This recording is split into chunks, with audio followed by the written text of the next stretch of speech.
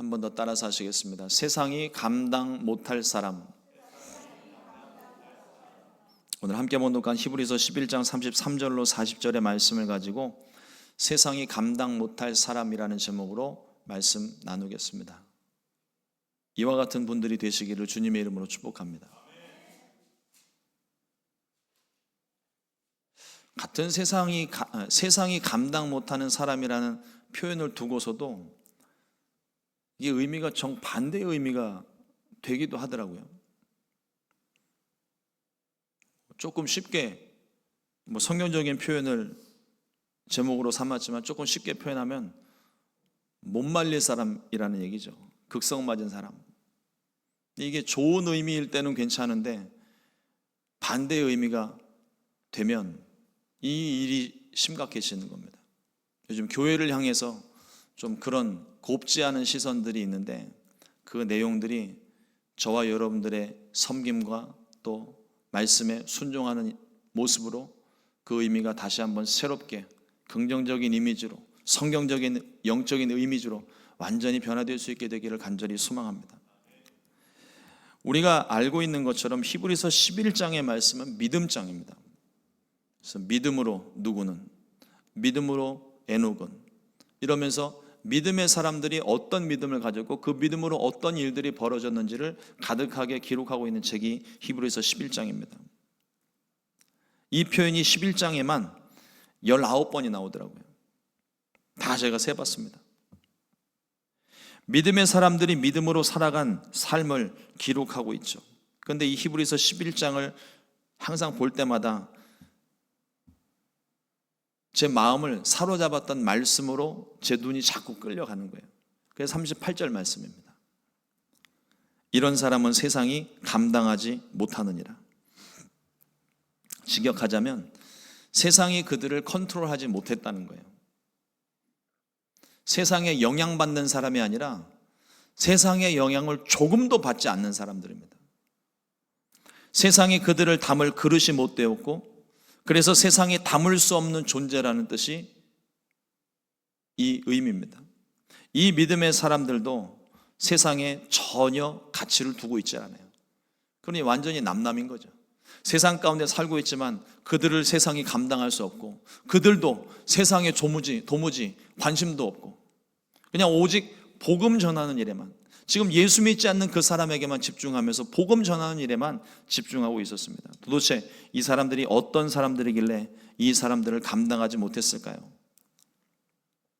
우리가 이 히브리서 11장 말씀 너무 잘 알고 또 우리가 성경을 통해서 인물 하나하나 볼 때마다 이 히브리서 11장의 말씀이 자주 인용이 되고 우리가 너무 잘 알고 있는 말씀이에요. 그런데 이 히브리서 11장을 통해서 우리가 바라보는 것은 믿음으로 형통하게 된 사실만 보기 쉽습니다. 믿음으로 아브라함은, 믿음으로 에녹은, 그래서 그 믿음 때문에 어떤 결과가 나타났다는, 결과적으로 믿음을 가지고 살았으니까 하나님이 형통하게 하시고 부유하게 하셨고 채우시고 그런 문제가 해결되고 기적을 체험하는 많은 기록들이 담겨져 있는데 그 믿음의 결과들을 우리가 보면서 나도 이 믿음으로 살아야 되겠다 다짐을 하곤 하죠.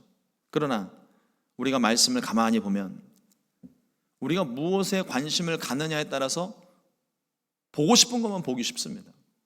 그러나 히브리서 11장의 말씀을 가만히 보면요, 믿음만 이야기하는 것이 아니에요. 많은 사람들이 오해하는 것이 믿음과 성령을 단순히 능력, 행함 혹은 기적, 어떤 열매로서만 이해를 하려고 하는 것입니다. 분명 믿음과 성령으로 능력이 나타나는 건 사실입니다. 하지만 믿음과 성령만 이야기하는 것이 아니에요. 11장 전체의 구조를 보면 오늘 말씀이 시작되기 직전까지, 그러니까 32절까지 이 믿음의 사람들에 대한 기록이 나옵니다. 믿음으로 아벨은, 믿음으로 에녹은, 믿음으로 아브라함은, 모세는, 다윗은 믿음으로. 그러니까 이 11장 말씀을 보면서 우리는 믿음으로 이 사람이 어떻게 된 결과를 얻기가 쉬워요. 그런데 33절부터는 믿음으로 말미암은 결과에 대해서 증거를 합니다. 어떤 이들은 믿음으로 이기기도 했지만 어떤 이들은 악형을 받기도 했고 어떤 이들은 조롱과 채찍질을 당하기도 했고 옥에 갇히기도 했고 극심한 핍박을 받은 사람들도 있었습니다. 히브리서 11장 37절 말씀에 보면 돌로 치는 것과 톱으로 켜는 것과 시험과 칼로 죽임을 당하고 양과 염소의 가죽을 입고 유리하여 궁핍과 환난과 학대를 받았으니, 여기에 표현이 정확하게 나오고 있지 않지만 히브리서 11장의 흐름을 봤을 때 믿음으로 이 사람들이 궁핍과 환난과 학대를 받았다는 것을 이야기하는 겁니다. 믿음으로 우리가 바라는 아름다운 모습들이 나타난 사람도 있는 반면 믿음으로 말미암아 환난과 핍박을 당한 사람이 있다는 거예요. 그럼에도 불구하고 목숨을 건지기 위해 타협하거나 비굴하지 않았다고 성경은 말합니다. 이 환난과 핍박은 자신들의 죄와 허물 때문이 아니에요.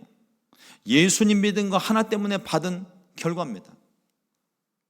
그런데 이 사람들을 가리켜서 오늘 성경이 증언하기를 이런 사람은 세상이 감당하지 못하느니라. 요즘 우리 시대는 어떻습니까? 교회 다닌다고 그러면 사람들이 이상한 눈으로 쳐다봐요. 거기 왜 갔냐고, 거기 뭐 좋은 게 있냐고. 별로 교회 다니는 사람들에 대한 시선이 곱지 않습니다.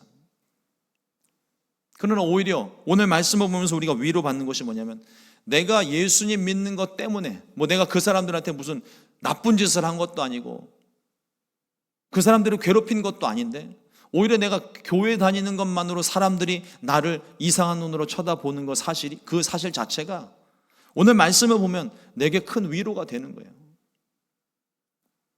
세상이 이러한 사람들을 감당하지 못하는 이유가 무엇일까요? 이 사람들이 죽기까지 예수님을 배반하지 않았기 때문입니다.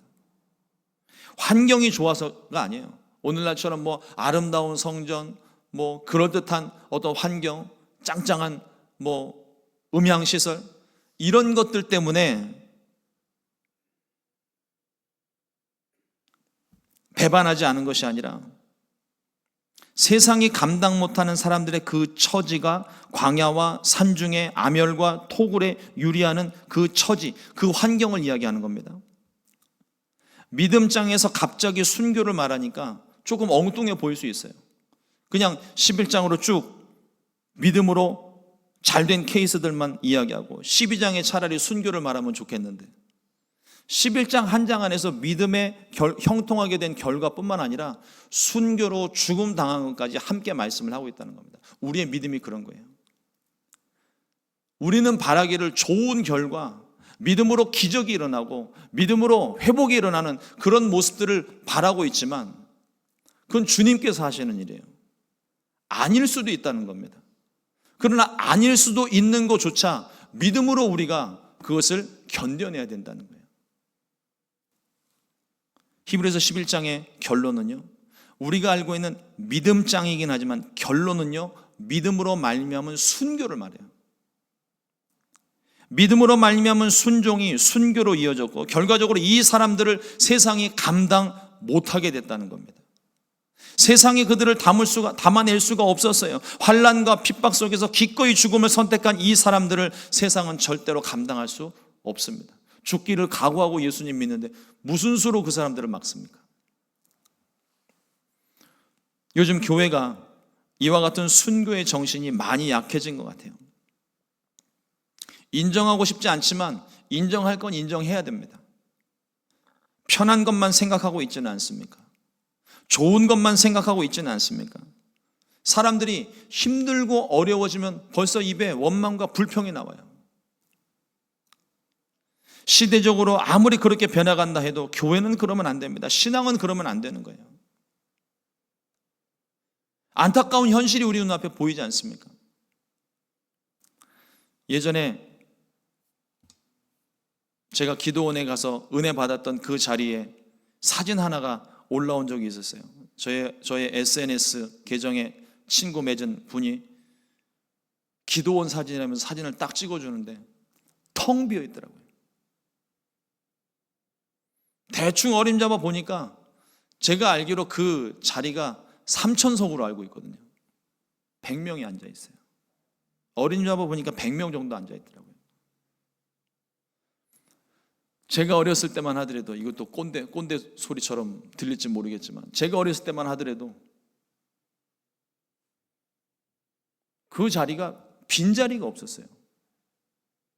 바닥에 의자가 없어도 다 누워서라도 예배를 드리고 다 금식하고 있었고 그 자리가 가득하게 채워진 자리였었습니다.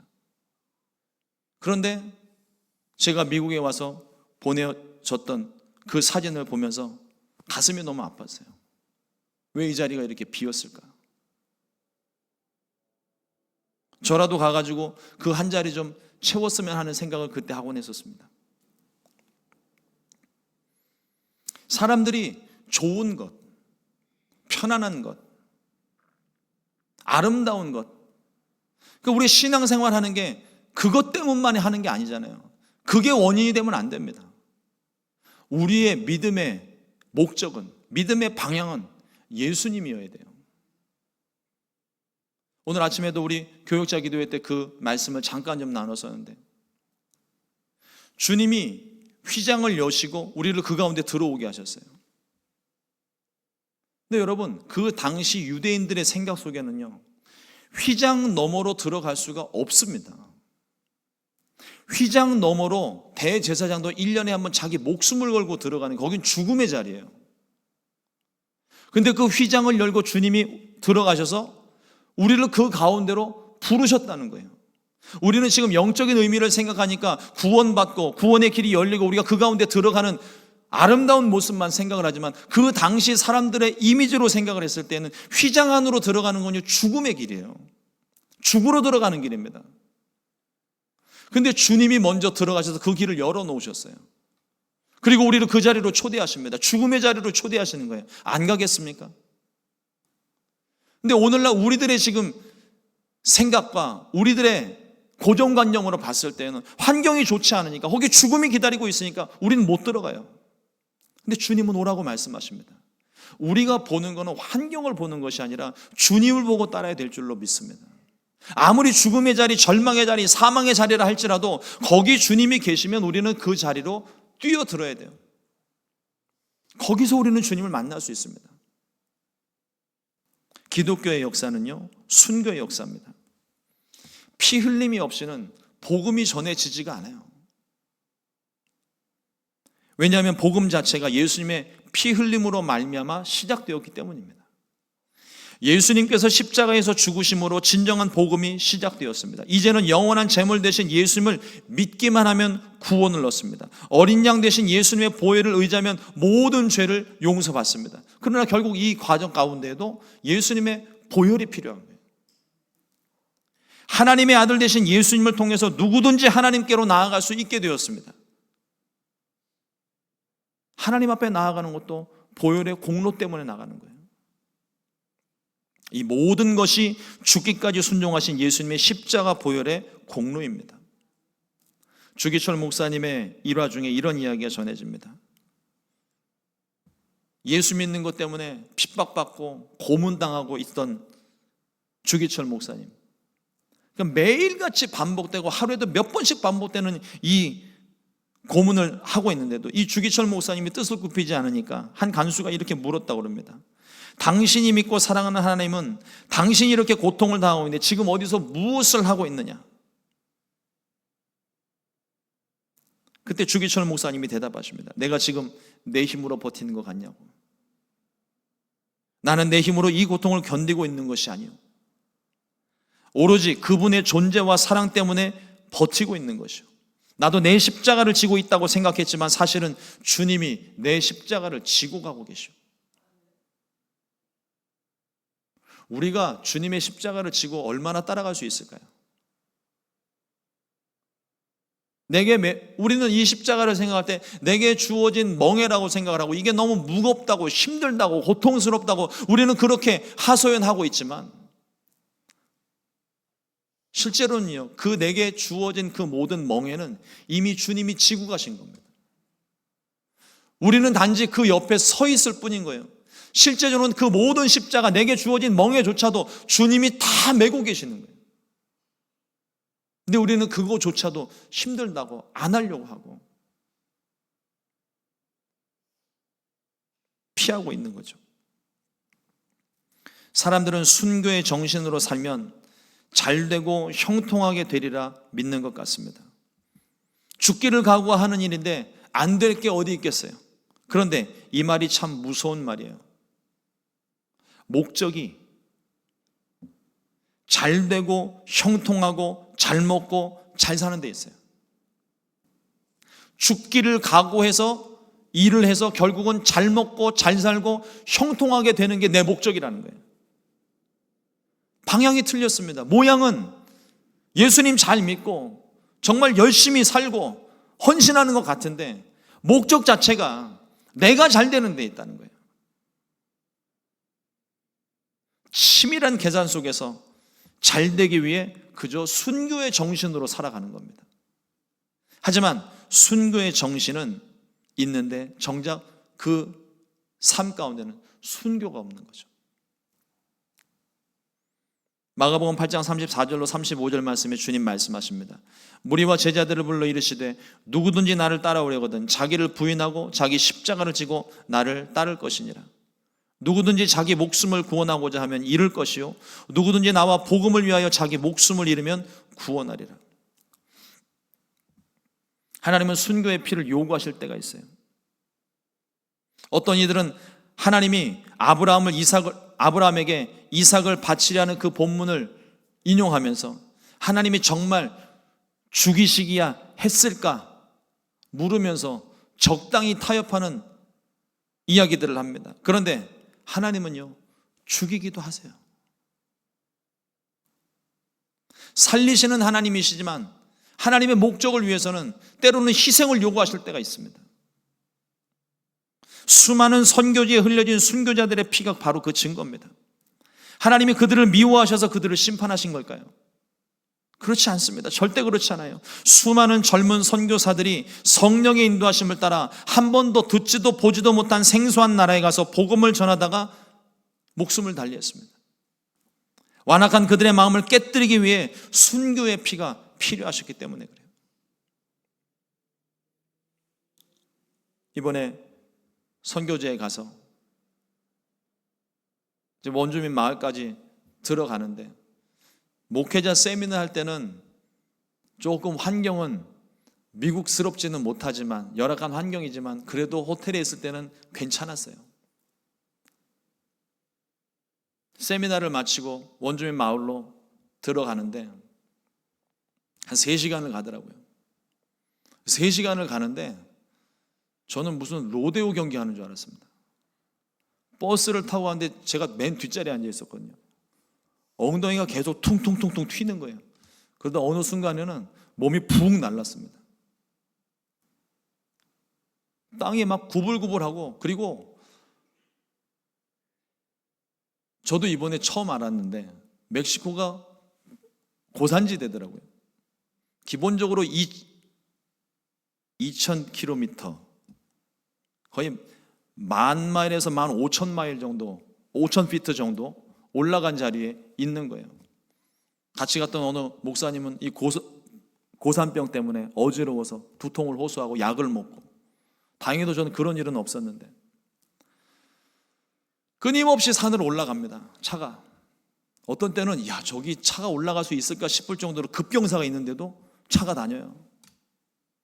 근데 그 원주민 마을로 가는데 보니까 깎아지는 듯한 절벽 가운데 길이 계속 구불구불하면서 올라가는 거예요. 그 중간에 길도 없는 곳에 집이 있어요. 그런데 선교사님이 말씀하십니다. 저기도 우리 성도님이 계십니다. 그러니까 그분이 거기 사는 것도 기적인데 그분을 신방하는 목사님을 보니까 그냥 저절로 감탄사가 나오더라고요. 그 먼 거리를, 그 험한 길을 따라서 가는 그 길. 근데 저는 그거조차도 너무 힘들었는데 먼저 갔다 오신 목사님 얘기를 들어보니까 그게 몇 년 전에 그나마 자갈을 깔아서 좋아진 땅이래요.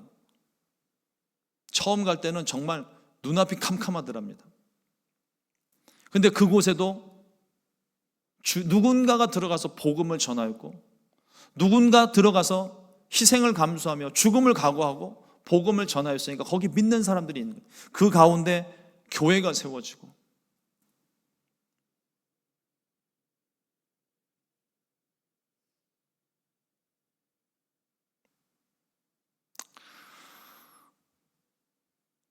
편안하고 어쩌면 완악해져 버린 우리들의 마음을 깨뜨리기 위해 주님은 우리에게 희생과 또 순교를 요구하실 수 있습니다. 하나님이 어떻게 그러실 수 있습니까? 아니요, 하나님은 그러실 수 있습니다. 서울 여의도 건너편에 보면 양화지라는 곳이 있습니다. 거기에 외국인 선교사 묘지가 있어요. 약 500여 명의 선교사들이 동방의 작은 나라, 이름도 알지 못하는, 지금도 요즘이야 K 문화가 너무 익숙해져서 한국을 사람들이 알지만 지금도 한국을 모르는 미국 할아버지들이 계시잖아요. 근데 그 동방의 작은 나라에 와서 수많은 선교사들이 목숨을 버렸습니다. 그나마 땅을 밟고 복음을 전한 분들은 자기 사명을 완수라도 했죠. 배 타고 오다가 배가 침몰돼서 조선 땅 밟아보지도 못하고 복음 한마디 전하지 못하고 목숨을 잃은 분들도 계십니다. 아무런 의미가 없고 소득이 없는 행동들처럼 생각될지 모르지만 그들이 있었기 때문에, 그 순교의 피가 쌓이고 쌓인 덕분에 오늘 우리가 복음을 받아들였고 구원을 얻어 영원한 생명을 얻은 것입니다. 그 순교의 피가 없었다면 우리도 이 미국 어느 곳에 살고 있는 그 인디안 부족들처럼 예수님을 모른 채 그렇게 살고 있었을 수도 있습니다. 우리 성도님들이 아마 아시는 분들도 계시겠지만 남미 에콰도르 아우카 부족에게 복음을 전하다가 목숨을 잃은 짐 엘리엇 선교사가 있습니다. 그의 아내 엘리자베스 엘리엇은 남편의 뜻을 따라 아우카 부족을 찾아갔습니다. 아우카 부족 추장에게 남편이 죽을 수밖에 없었던 이유와 자신이 여기 다시 올 수밖에 없었던 이유를 설명하자 복음에 적대적이던 이 부족이 복음을 받아들였어요. 뒤늦게 나중에 안 사실이지만 이 부족들이 남자에 대해서는 굉장히 적대적인 거예요. 그러나 여성들에게는 한없이 관대합니다. 이 사건은 미국을 충격에 몰아넣었습니다. 이 청년 선교사의 생을 담은 영화가 만들어지기도 했어요. 창끝이라는 영화인데, 나중에 이 아우카 부족의 추장이 빌리그레암 목사님이 인도하시는 그 예배에서 이와 같이 간증을 한 적이 있습니다.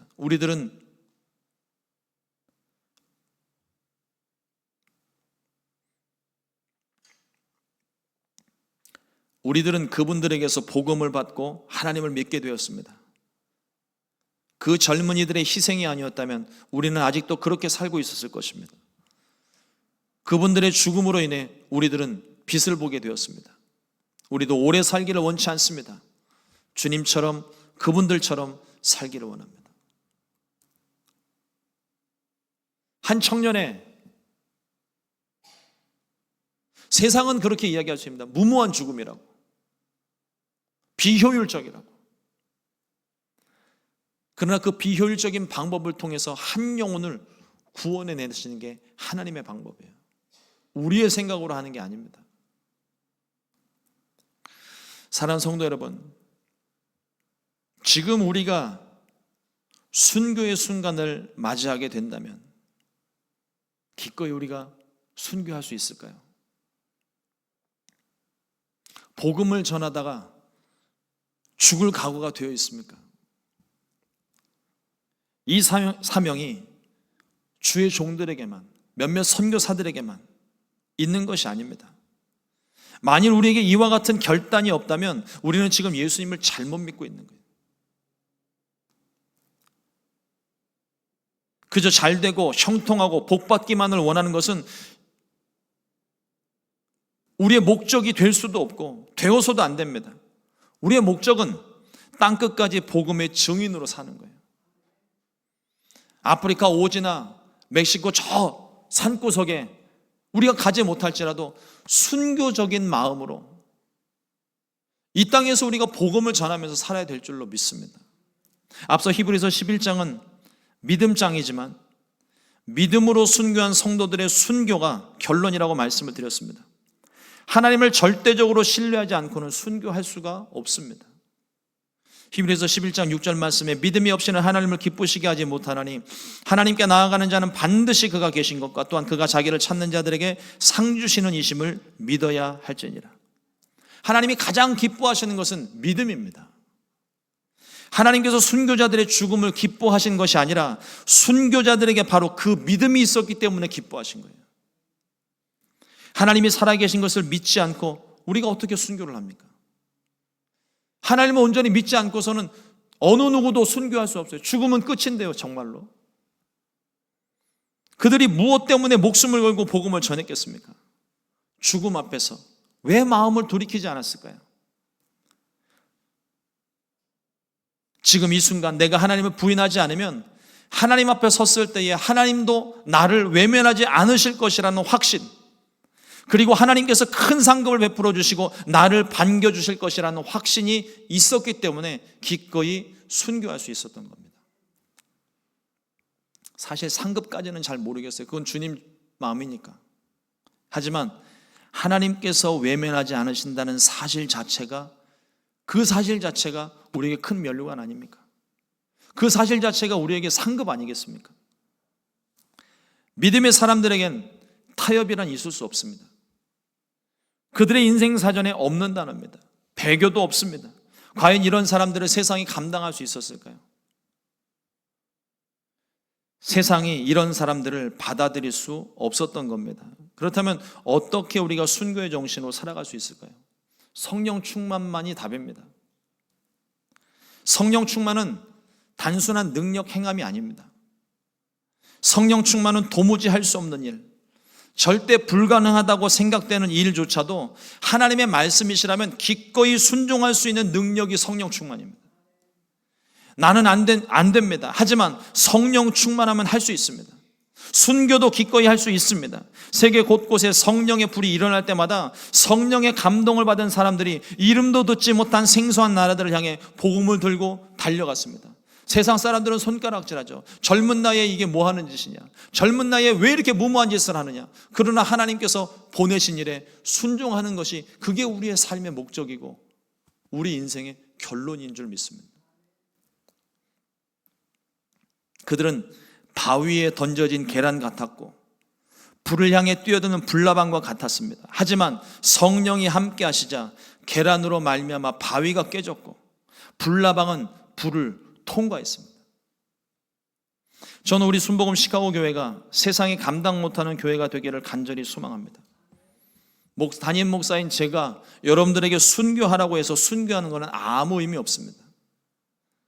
주님을 사랑하는 마음은 환난과 핍박 속에서도 결코 주님을 부인하지 않는 마음입니다. 내가 죽고 싶다고, 순교하고 싶다고 되는 일도 아니에요.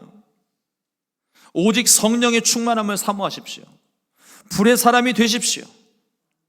벌써 이 한 해가 다 지나가고 있습니다. 말씀을 준비하면서 또 선교를 다녀오면서 2025년에 시카고가 우리 교회를 감당 못하는 한 해가 되기를 간절히 소망하며 기도를 했습니다. 하나님께 목숨 걸고 예배에 목숨 걸고 말씀과 기도에 목숨을 걸어서 반드시 하나님의 뜻이 이루어지기는 우리 순복음 시카고 교회요, 또 우리가 맞이하는 2025년이 될 수 있게 되기를 간절히 소망합니다.